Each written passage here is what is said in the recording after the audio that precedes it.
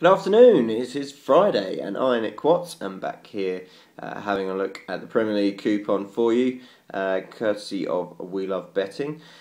A little bit disappointed last week, of course, chose to ignore Southampton. I wasn't really trying to be clever so much as just mix it up a bit really, and I felt like there was three other bets out there. I felt like Southampton was one that I'd spoken about freely, and of course I did say that I was going to back it as well.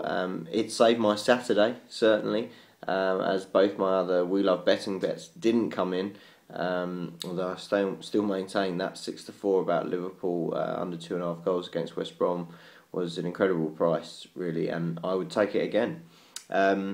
Swansea and West Ham did me a favour on the Sunday, of course, to complete my turnaround, and I was probably a tad fortunate with Southampton. If you watch their performance, they were pretty good against Fulham. Not an option this week. I think it's 4-7 under 2.5 goals for their game at Stoke. So yeah, been forced to look elsewhere. Let's crack on. It's been a torrid coupon this week. The research has been something of a grind, and that's even with a little bit of extra help from Football Form Labs. They very kindly let us have a play around with their software, and so I've been able to dig up a few more stats as a result, which is pretty handy indeed. It still was needed on such a tough coupon. So I've only got two bets this week, I'm afraid. The first is the 12:45 kickoff. It's Newcastle-Chelsea. If you watch these videos on a regular basis, you know that I've had a bit of a roller coaster with Newcastle already this season. God knows what their fans must go through. I feel for you guys. I absolutely feel for you. But while you look at their team, you always think there's a bit of quality in there. You've got Ben Arthur, you've got Cabaye, you've got Loic Remy playing pretty well this season. They're actually their record against the top six is pretty poor of late. Last 10 meetings with sides in that top six bracket, 1-1, drawn 2, lost 7. They conceded 23 goals in those 10 games. Even at St James's Park, they don't fare much better. 1-2, drawn 2, lost 6, conceding 18. And actually only Sunderland and Stoke have got worse records than that. So not one you can really have a lot of faith in Newcastle for. 8-13, still a bit skinny for me about Chelsea. But just throwing into the mix again, and why I'm end up going down a bit of a goals route for this one is that Newcastle's defensive problems centre around a few injuries. Colaccini looks like he's going to be out again as things stand this morning. Mike Williamson and Mapu Iyanga Mbiwa are likely to be the centre-back partnership. And I don't have an awful lot of faith, I have to say, especially against a Chelsea side that's coming into a bit of form, showed the strength of their squad midweek, of course, at Arsenal's expense. Thanks for that. And really, they're a pretty decent side against these sort of teams. Their record is phenomenal. The last 10 meetings with middle tier or middle third teams, as I would certainly class Newcastle, their record is 1-8, drawn 2, lost 0, matched only by Arsenal. There's a positive there somewhere. Their away record obviously hasn't been great this year, it has to be said, but Man United, Everton and Spurs among the 4 away trips they've had so far, and of course they won at Norwich in the end after a bit of faffing, but pretty comfortably, I guess, in the end there. More reasons for goals if you need them. 78% of Newcastle games so far this season have produced over 2.5. 63% of games last season at St James's Park did the same. Newcastle have actually scored in 7 straight games, and 6 straight have produced that over 2.5 goal mark, while the last 3 Chelsea League games have done the same. You can get 17-20 for over 2.5 goals, which I think is just about a good enough price.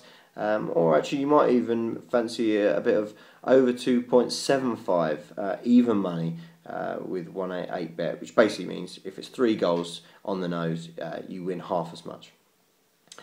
Moving on then, the Sunday game is my second pick, Everton v Spurs, and I'm going the opposite way here. I seem to stick to over-unders these days. It just seems to be where value pops out at me a little bit. Spurs, they've been a story of an unlikely unders team, really. You look at their manager, AVB's record at Chelsea, where I'm pretty sure they conceded more goals per game under him than any Chelsea manager since the Abramovich era began. Also scored a lot of goals, I guess. But certainly a very open attacking style. Spurs, typically a club obsessed with beautiful football, nothing wrong with that. And tend to always score a few, concede a few, as the history seems to dictate. Yet not so this season. He's really got them well drilled, and you've got to give him credit for that. They haven't been spectacular going forward, but they have been keeping clean sheets, and all but one of their games, 8 of 9 overall, have been under 2.5 goals. All 4 away games have gone that way as well. And when you look at the one game that wasn't an unders, it's astounding really that West Ham won 3-0 at White Hart Lane. It was a bit of an anomaly really. All 4 away games have seen just one team score, which is a fantastic basis, of course, for unders to be paid out.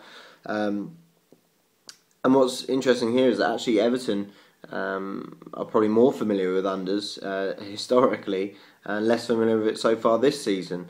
Certainly their last 10 meetings with top 6 sides have been prone for unders. Only 22 goals in those meetings, with Everton scoring 11, conceding 11.